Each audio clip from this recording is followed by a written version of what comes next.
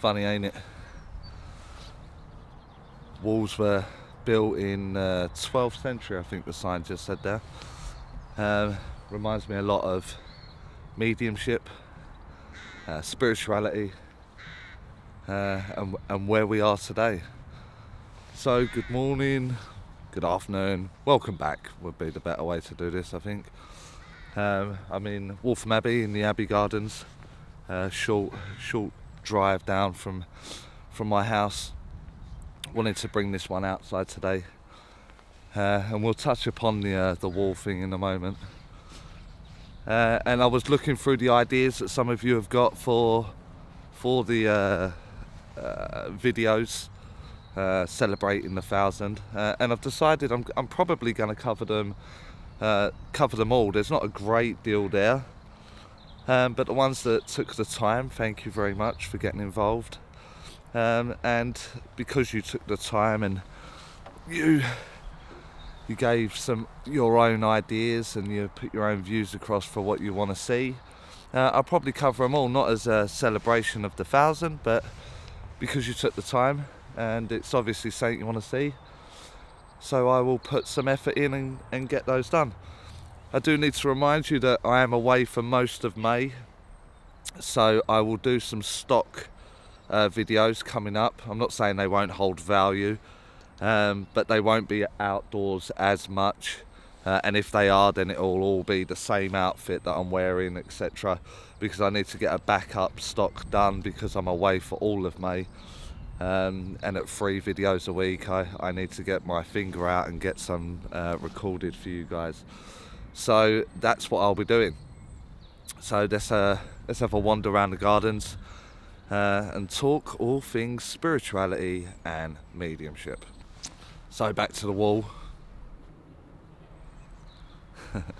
Built in the 12th century, and it's funny that it's still standing strong today. You know, maybe the materials that they use, but it's still here, still going well, still going strong. And I think mediumship's very much like that. You know, it's that it don't date as far back as the 12th century, not on a level that we understand. I'm sure it was there. I'm sure there's stories in other religions where they've spoken to a spirit world. But I think the idea of walls like this, we don't build them like that now, do we? We found better ways, more cost-effective ways, maybe not stand as long as these walls do, but we employ other people, new ideas, new materials to do the same job. And I think mediumship and spirituality are definitely an area that we can look at where we can update things, you know, like these walls here. It still works, still does it its way, but we found different ways of doing it. And those of you that are familiar with the channel, let me adjust the ND for you. Those of you that are familiar with the channel, I'm all about more efficiency, easier ways of working with a spirit world, within your own spirituality, and presenting another angle, one that's not so hard, not so difficult, certainly nowhere near as fearful, and something that we can enjoy on a daily basis, and you don't have to have a pedestal or be the next Jesus Christ to achieve it.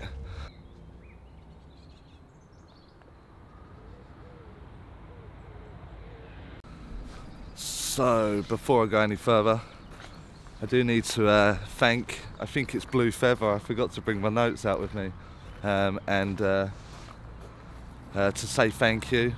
A few of you suggested that I open up something where you can donate, like a coffee or a few pounds or whatever it was to the channel for the running costs or for the effort that's been put in. I think it was Blue Feather's idea, and so I set up a PayPal for this to be happen. You'll find that in the link in the description under the video. where if and only if you choose to, it's not that you have to, but if you would like to donate to the channel to help the costs, then just the email's there, the PayPal account is there for you to be able to donate. What I will do is, on my phone I have downloaded the PayPal app, and I will just update every now and again on the video who has donated. I will give you your shout out. So Blue Feather, thank you very, very much for your donation, and I will reinvest that money back into the channel. So this next lot, so I will update as I go along. We'll go to the new lens that I am currently saving for to purchase for the channel to get cleaner footage. So anyway, back to mediumship. Oh, I absolutely love this new lens. I haven't got to hold my arm out nowhere near as far to get my being into the frame. So a well invested trade-in of old gear going on there. So mediumship, the foundations, and looking at it a new way, a new idea, and in conjunction with a question that was sent in by a lady called Lillian. You may have seen it on the comments of the ideas for the 1000 video, and I'm just going to incorporate it into this video on how we can express mediumship, spirituality, to someone that has maybe never come across it, has no idea what it is, and Lillian asks, how on earth do we explain mediumship or spirituality to someone that has no idea? And we will do that across this video.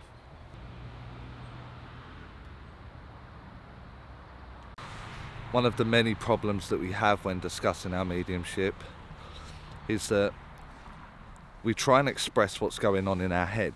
You know, maybe you have like a talking animal, or maybe you speak to people. Maybe this is of a famous nature, you know, maybe like an angel or Jesus or something along those lines. And the moment we express that process to someone that has no idea, you have lost that person pretty much forever. It's going to have to take some serious commitment for them to see beyond that that you spoke of, and you not being put in the basket of weird or, you know, mental in some way. So we need to learn to firstly express how we engage, or how we look for that place that we know as the spirit world.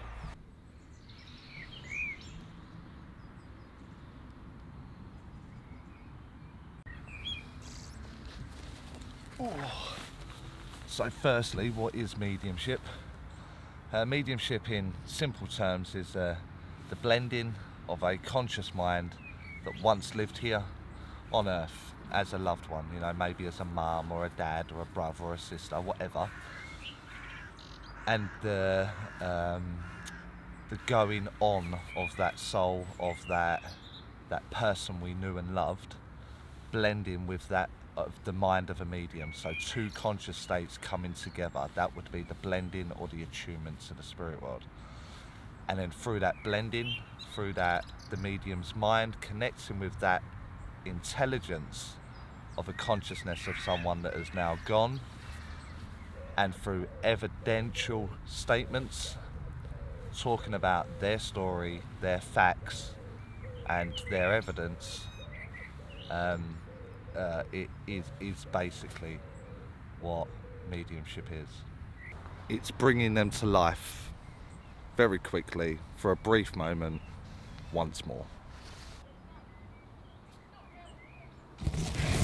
We have to appreciate that if someone's never encountered this before, you know, maybe they've lost a loved one, and you are in fact a medium yourself, it doesn't make sense that you just want to start ploughing in with statements, you know, oh, I've got your mum here, by the way, and, you know, your mum would be like this, and she would have passed like this, and her favourite things were this, and so on and so forth. That is going to petrify people. So we don't just want to dive straight in to someone that's had no idea of mediumship to start doing a communication.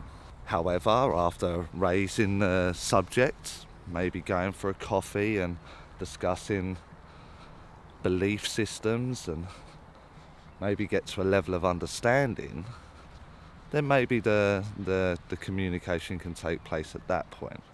But I wouldn't really advise sort of pushing mediumship on anyone or a communication on anyone, because this is where the fear factors come from. People with lack of understanding and not really knowing the subject well enough, and then going away with some crazy ideas, and then so on and so forth. The rest is kind of history. We can see it even today in 2019. We're still seeing fears with working with a spirit rod.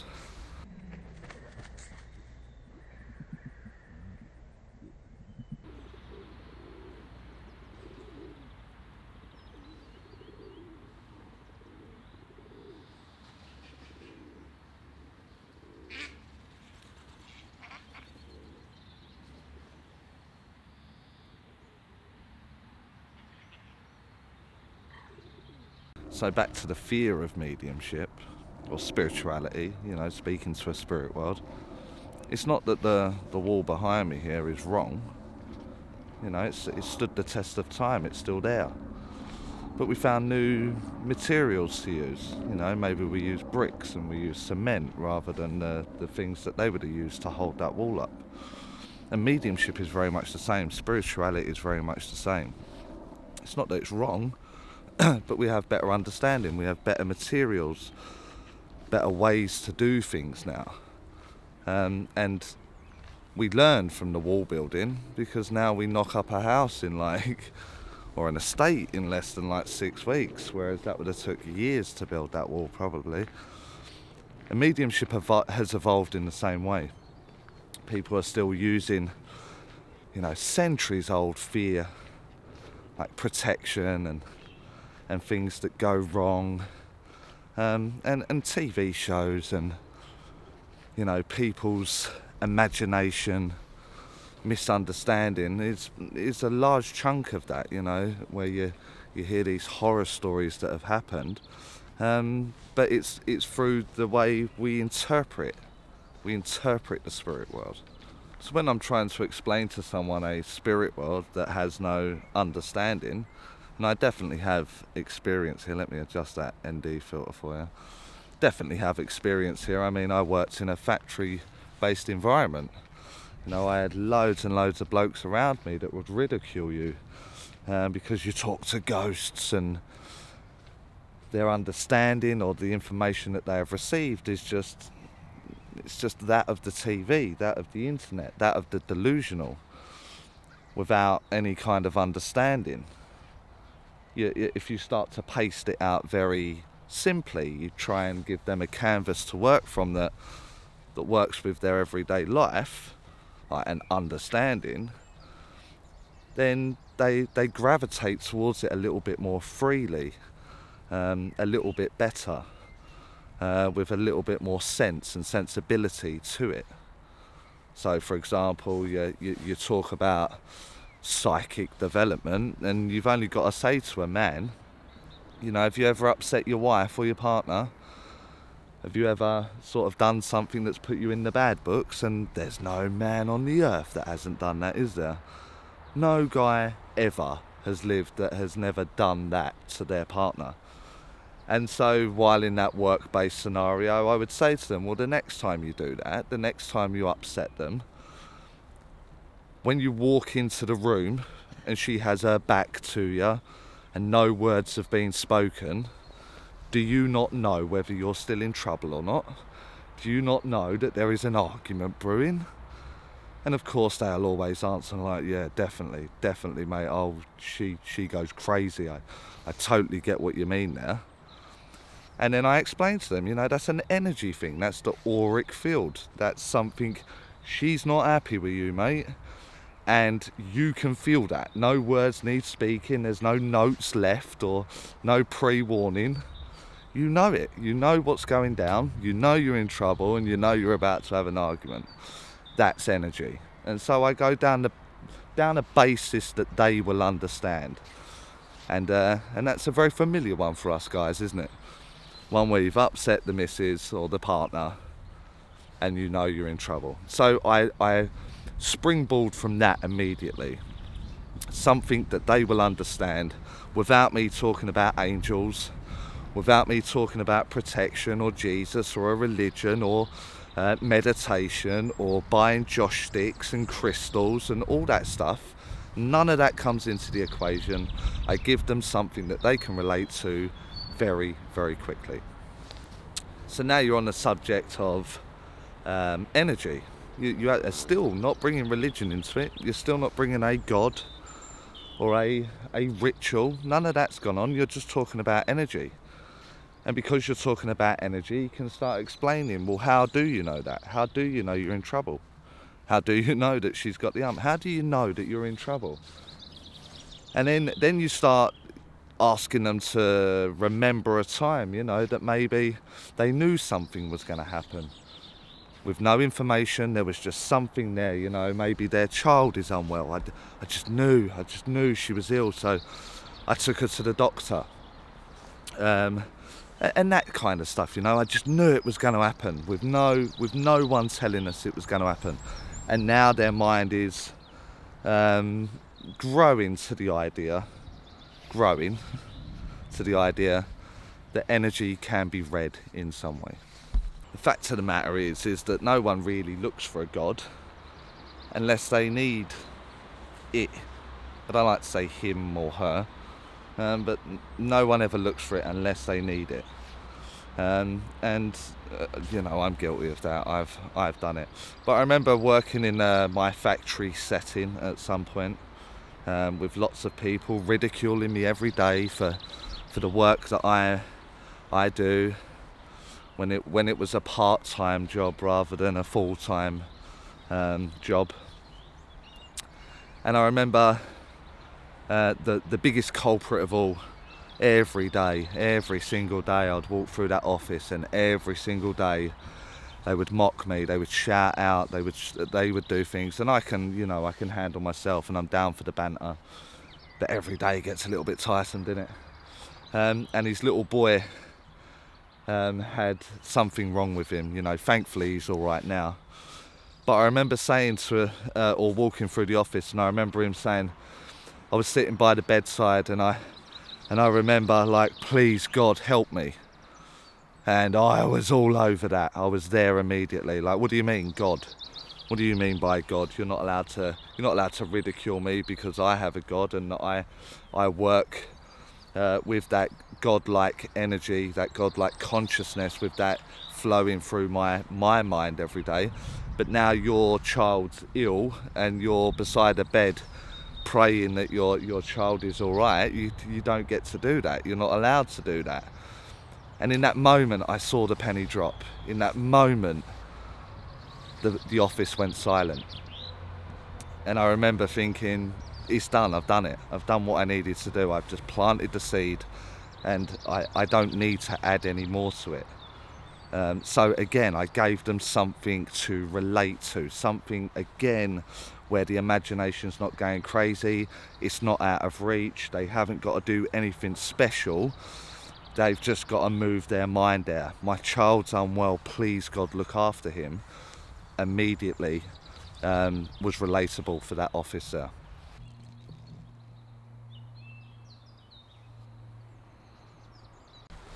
Oh, the weather's so funny this time of year, ain't it? I mean, trying to control the white balance on these videos while the sky is open cloudy is an absolute nightmare. So back to getting someone to understand.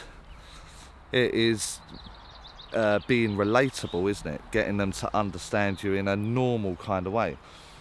The problem we have is that when we endeavour to go on one of these journeys, this spiritual journey, we go to the internet, we go to YouTube, you know, we go to these things that kind of open our mind or open the idea to doing something slightly different. And if you Google very quickly, just quickly, a few minutes maybe, you're going to come across posts that say that you need to protect, and you know, and you should meditate, and you should do all of these things, and very quickly you realise that it's just so out of reach. You must be gifted.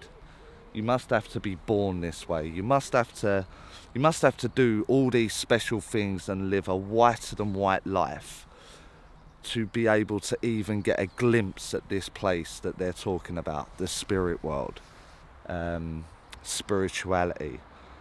You must have to do all of these things just to even get close. And because the moment we start doing that, we start signing up for classes, we start signing up for courses. Maybe these are online nowadays, but certainly when I was developing, these were held in rooms, in churches and that sort of stuff. And so then you start being impregnated with the ideas of the people that are running the online classes, the church circles, the home circles, whatever it is. And you don't know any different. You don't know. Who are you? You've just turned up 2 weeks into a course and someone's saying, can you see the white ball of energy? Don't forget to put the white blanket of protection around you. Don't forget to root off and ground yourself, because if you don't, the spirit world are coming to get you. They will harm you. They will... And this, without going on a rant, this really winds me up. So I'm going to keep it light-hearted because I don't want to get annoyed and go home and start editing with the ump.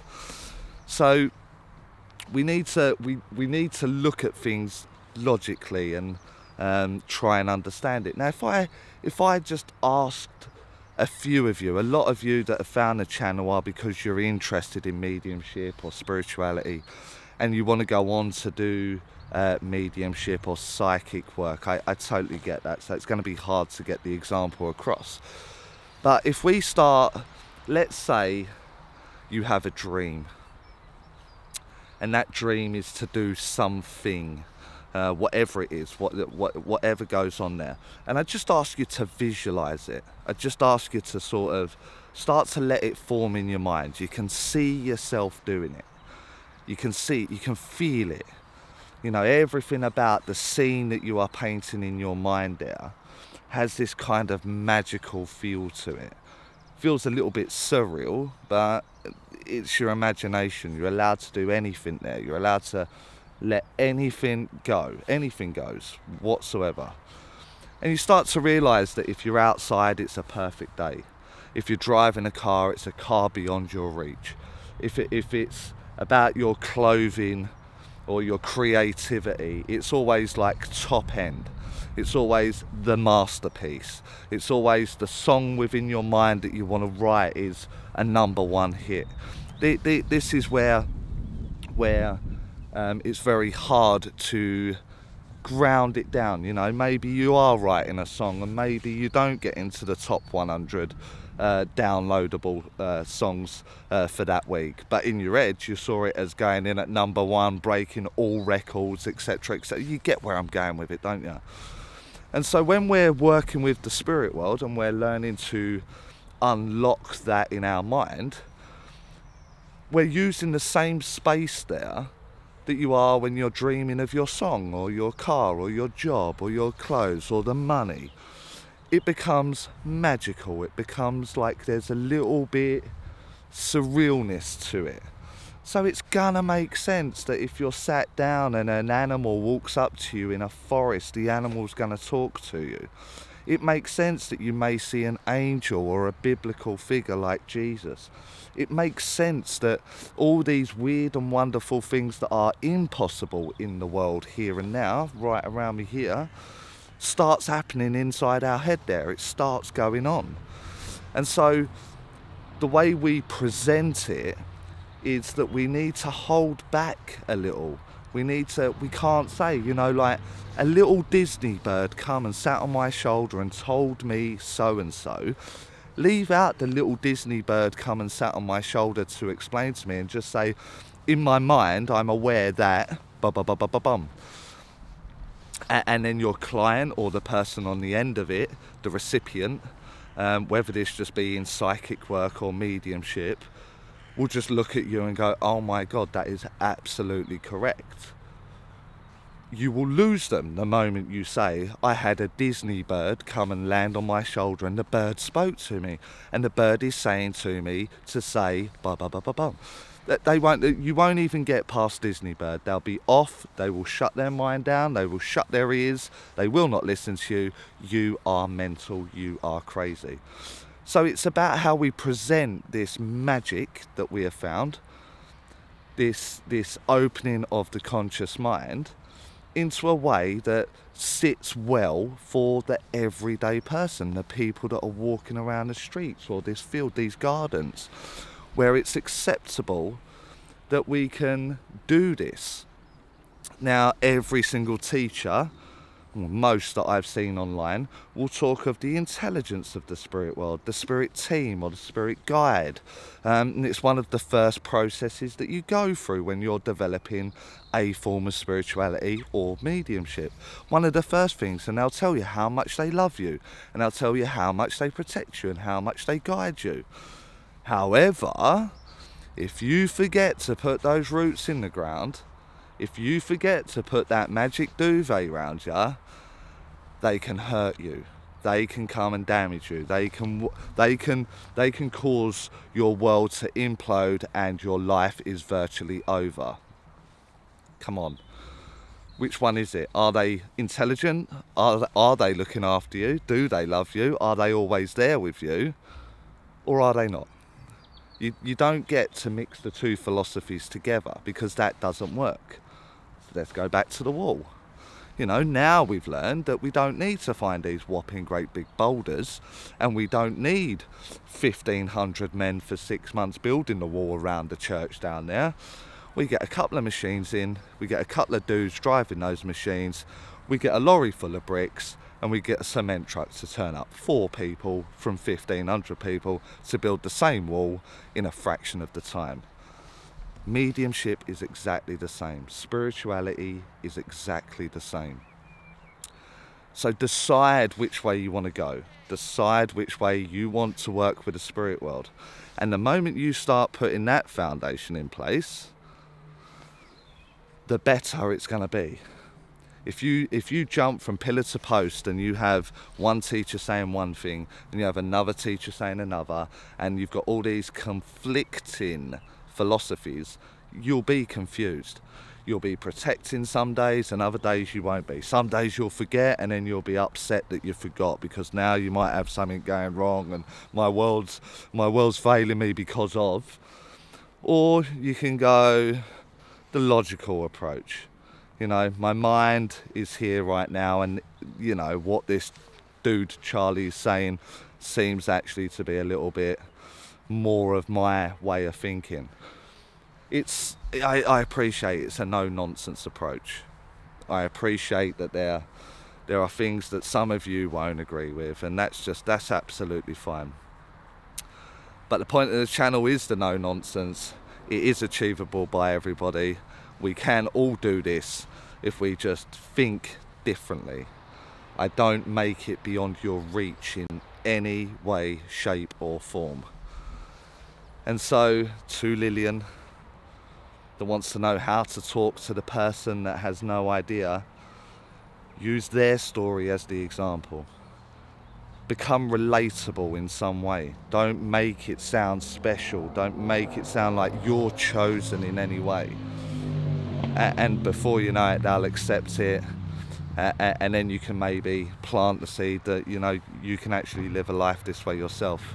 It's not exclusive to some of us.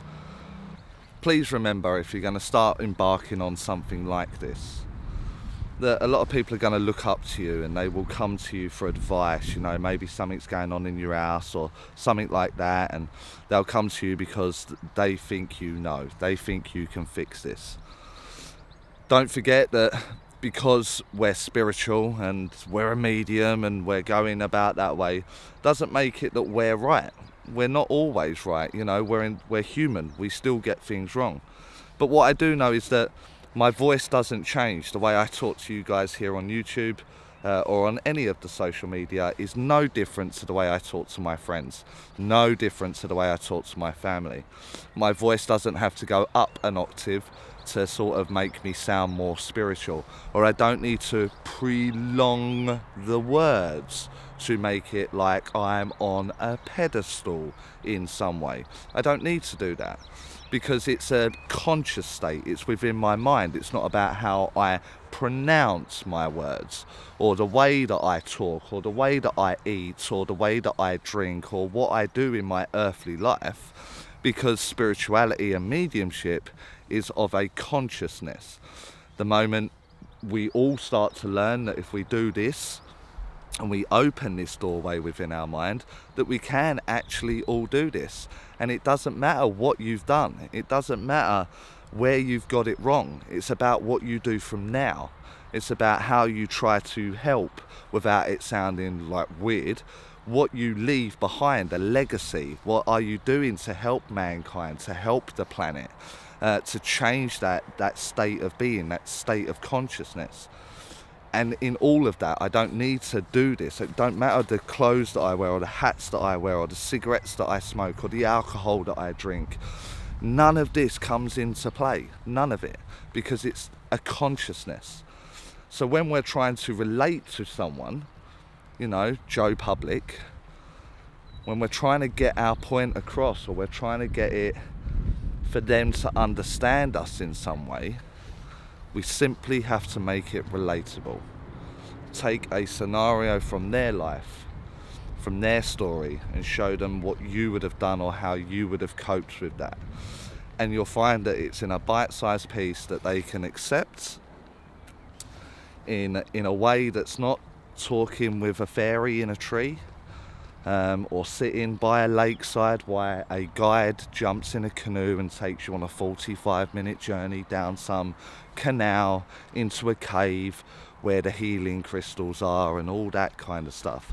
Now, it works in some scenarios, you know, like self-healing and all that stuff. This video's not about that. It's about getting it to the general public without you sounding crazy. You got to remember that when we're communicating with the intelligence of the spirit world, people behind me, it looks funny walking around with a camera. When you're communicating with the spirit world, it is just that. It's just like going to Starbucks and ordering a coffee and having a chat. If I was to ask one of you guys along, you know, let's go grab a coffee and we'll talk about our day. We'll talk about our year, or we'll talk about our mission. What do we want to do? We're going to go grab our coffee and we're just going to discuss like normal people. We're going to maybe agree on things. We may disagree on things. That's absolutely fine. But that's the point of it, isn't it? It's a discussion. We're talking. What a lot of people are doing in the act of mediumship is they're like overanalyzing the conversation. Like, is it evidential enough? Is this right? Is this, you know, is this what mediumship is? I'm saying that, I'm not saying that. And all of these things come into play. Not once have you gone to a coffee shop and you're going with your person, whoever that'll be, and you stop them mid-conversation going, no, that's not evidential enough, sorry. You're going to have to say that again. Not once. Not once has anyone ever done that. And yet, when you're developing mediumship, that's all we're doing. I'm not saying it. Why do you want me to say it? I'm not saying that. That don't sound right. That's not the right way to do things. I mean, just look at it logically, yeah? Think about it. Think about what you're doing. Facts are facts. Evidence is evidence. People's stories are people's stories. You don't need to make it as hard as you're making it. You don't need to go on these mad journeys or these very expensive trips or holidays. You just need people around you that are logical and understand the mind. and how communication works. And then you can do it whatever way you want, whenever you want, however you want. And your popularity will be for that reason. If it's about fame for you, if it's about making this a living for you, you know, far too many people think this is a luxurious way of life. It ain't. It really ain't. It's the legacy that you're leaving behind. You change lives, you touch lives, you bring back people to life for a fraction of a moment. Do you need your naming lights for that? Do you need lots of money for that? Make spirituality normal, make mediumship normal, and you'll find a tremendous growth in your own journey. So I'm going to wrap this one up today. Don't forget, if you want to donate to the channel, I'll leave the PayPal in the description, and I thank you in advance, especially to Blue Feather that donated my first £20. Thank you very much. And I'll be doing a lot of backlog, as I spoke of, but they're going to have to stay within the home, so I can just change my top and schedule them out across May. But in the meantime, you are free to give your ideas, what you want to see, where you want it to go, and I will do my best to implement them from June onwards. So I'm not going anywhere. It will just be like a pre-recording, you know, whereas these are a little bit more off the cuff in relation to your comments, the viewers' comments. So don't forget to watch these videos, leave comments, share, like, subscribe if you aren't already, and I'll see you all next time.